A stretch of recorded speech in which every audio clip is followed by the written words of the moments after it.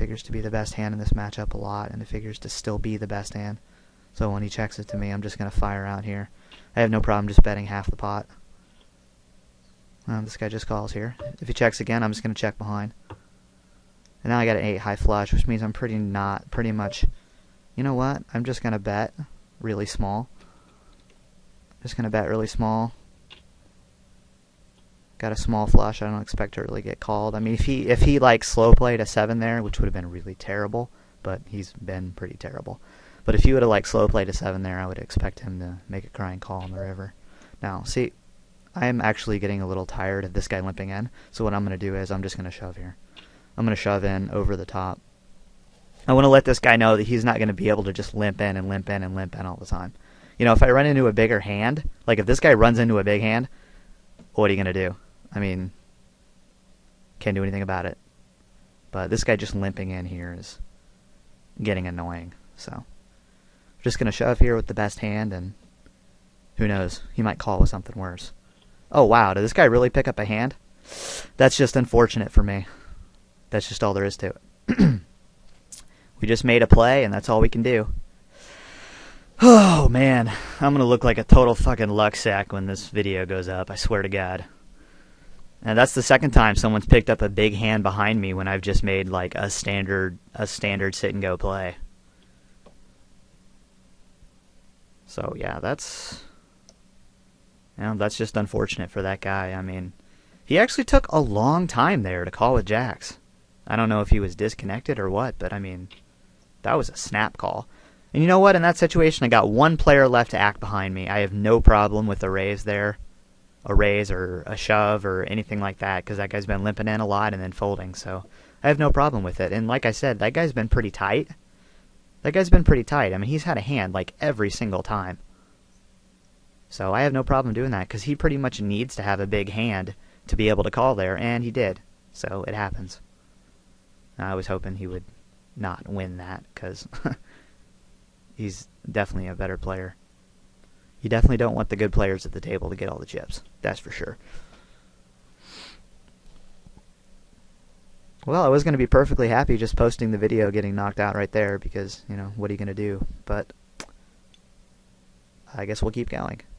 You know, I used to play a lot of these one-table sit-and-goes, and I remember them only lasting about an hour total, but we're on about 52 minutes right now, and there's still 5 people left. So I don't know if they've changed the blind structure or what, but by the way, now that I have 5,000 chips, 3 people get paid. We have an 1,100, a 400, a 1,500. I'm basically going to be looking to steal blinds from this side of the table and try to get free chips as much as possible from them, and I'm looking to avoid playing hands with him, even though he's probably the worst player at this table. I'm not going to be looking to get involved with him just because he has a bunch of chips. I'm hoping here that if he calls, he has the best hand. Wow. Oh, wow, he actually flopped a queen. Running diamonds. Here we go, running diamonds. Okay, aces still win it. Alright, just got to get past PJT and we'll be in the money, which, I don't know. I mean, it's always my goal when I play a tournament to win, but when you play sit and goes, you really have to play to the money. You have to do what you can to give you the best chance to cash, just because all of the money is top 3 and there's no real benefit to busting before then, because you start with so many chips compared to the blinds.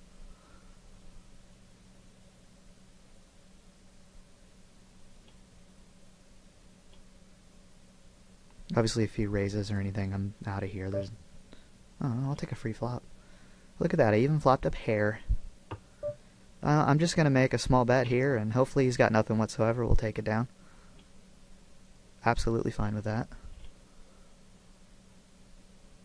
I mean, he's probably thinking the same thing I am. I don't want to get involved with that guy when there's You know, when there's a guy with 900 chips, and you know what? I have no problem just folding here, and I'll tell you why. We have way more chips than either one of these guys at this point. Yeah, this is just a raise here. King 8 figures to be the best hand most of the time. This guy's not going to get involved when this guy only has 245 left behind. He just isn't. He needs a huge hand to get involved here. And by the way, I'm not folding. I priced myself in to make sure, even if he raises, that I'm not folding. But King 8 figured to have the best hand here most of the time. And I expect him to put the rest of his chips in. What's he going to do? Oh, wow. Wow, he flopped the flush draw. Well, we're about even right now. Jesus. Alright, well. Luckily, he didn't have all that many chips, so I didn't really lose anything.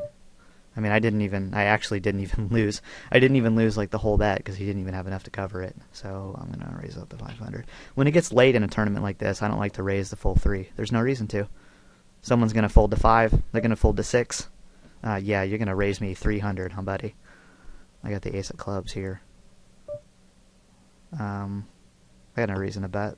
Check it behind. I figured to still have the best hand here the vast majority of the time. And with 890 and 1100, I expect to check this down and to win it.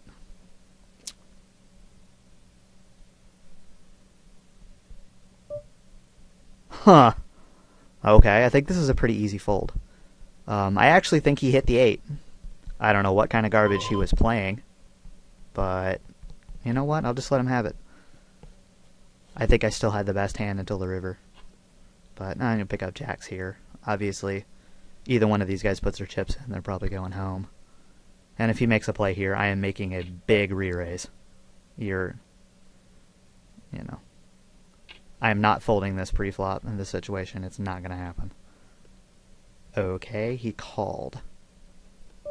Okay, well, I am not backing down from this. Not at all. You know, he's going to have to put in some action here to do anything to make me fold this, but yeah, it's a scary flop for jacks. But you know what? You raised pre-flop after he limped. That flop is supposed to absolutely smack you in the face. I'm just going to put a raise in here, and hopefully he doesn't have anything. I mean, he actually has more chips than the other guy, and the other guy's about ready to go through the blinds. So, little sit-and-go strategy here. He has to have a better than average hand to get involved, and with the other guy only having 890, then it's a pretty decent chance you'll just pick up the blinds. Especially four-handed. I'm gonna make the same play here if he doesn't get involved. I'm gonna raise it up enough that I figure to have the best hand here, even if somebody gets involved.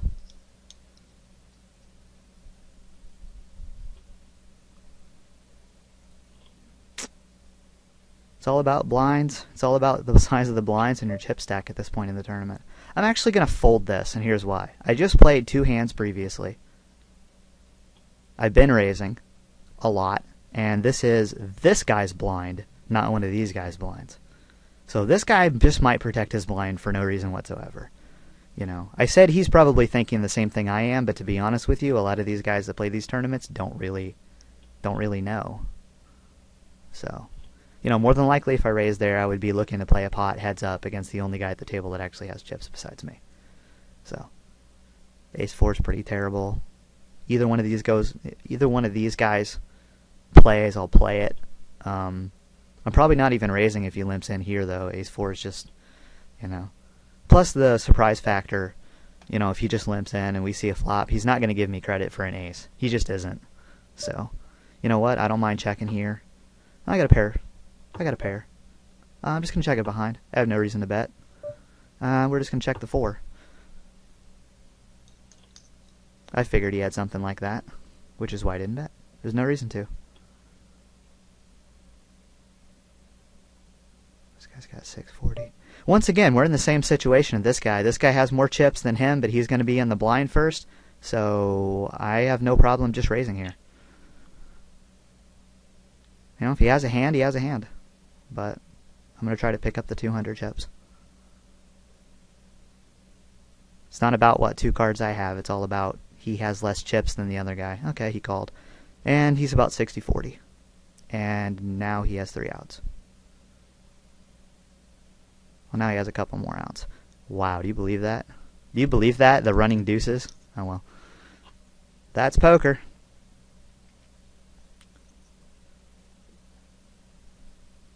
Yeah, he was absolutely crushed on that flop. But, like I said, man, they don't have any chips. You know, I fully expected to lose that hand when I got called, even though he's only about a 60-40 favorite with ace-deuce. You know, it wasn't about my cards. It was all about the chip stack sizes. But, I mean, he has a really easy call with ace-high there. Really easy.